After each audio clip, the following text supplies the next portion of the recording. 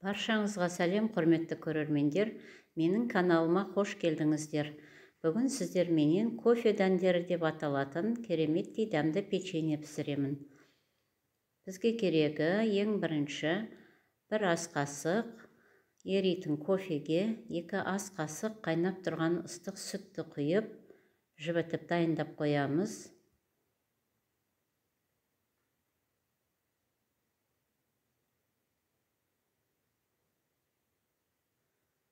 Осылай дайындап алғаннан кейін ыдысымызға 120 грамм қаймақ, кәдімгі дүкеннің қаймағын аламыз.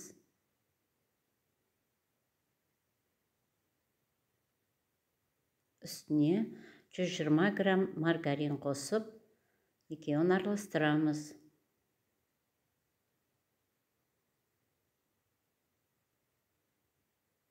Бірінші қасықпенен сәл-сәл осылай мұжғылап алайық. Маргарин өзі де жұмсақ. Сосын блендерменен араластырамыз.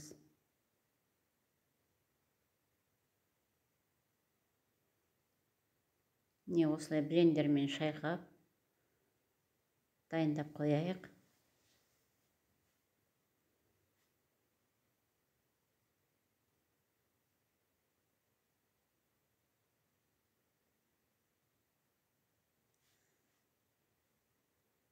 Видеоны соңына дейін көріп, маған тіркеліп қоюды ұмытпаңыздар.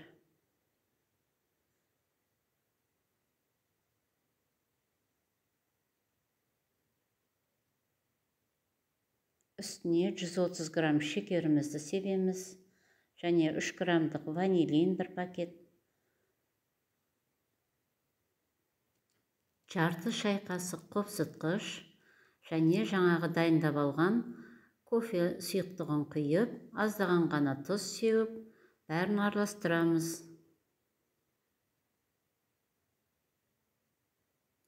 Осылай блендермен 1 минуттай араластырыңыздар.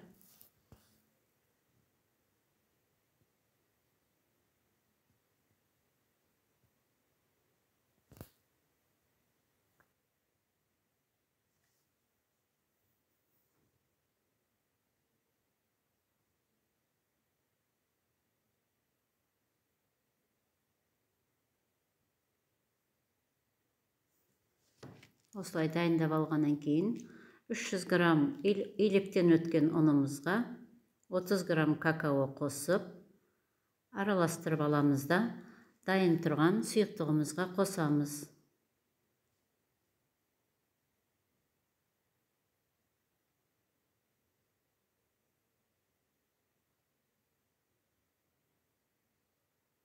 Осылай қосып, қасықпенен жақсылап тұрып араластырамыз.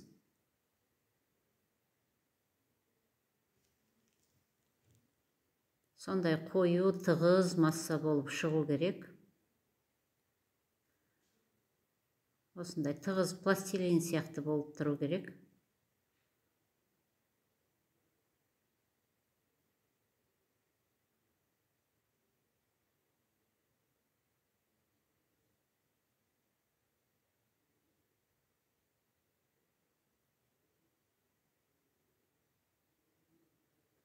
Осы дайын қамырымыздан енді кішкентай кофе дәндеріне ұқсас печеньелер жасап қоямыз. Ұзындығы 2 сантиметрдей ғана болу керек.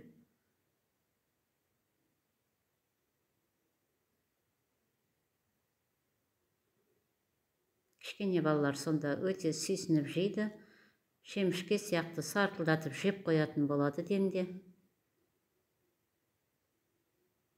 Осылай бәрін дайындап алып, енді басы доғал пышақпенен ортасынан осылай ұзыншақтап кесіп қоямыз. Кофе дәніне ұқсатып осылай кесеміз. Пышақты түбіне дейін қатты батырып осылай кесіңіздер. Сондай дәмді ауызда еритін печеньелер болып шығады. Бәрін осылай дайындап алғаннан кейін 200 градус қызып тұрған пешке 10 минуттай пісіріп аламыз. Қатты күйіп кетпеу керек.